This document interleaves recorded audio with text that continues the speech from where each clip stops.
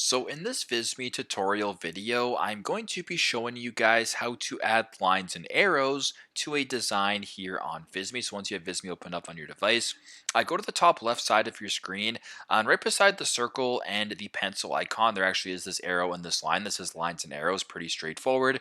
Simply just go ahead and press on lines and arrows. Now once you're here, you can go ahead and you can actually change the thickness if you want, or you can change the endpoints if you want to make it a line. You can go ahead and just take it right here, make it a line just like this. You can make it thicker by just doing that. You can also change, whatever you may wish. You can make it larger, you can make it smaller, whatever it may be. If you want to change it into an arrow, just change the endpoint over here to an arrow, and you can just play around with it. You can also change the color if you want as well. You can basically just play around with it, whatever you may wish.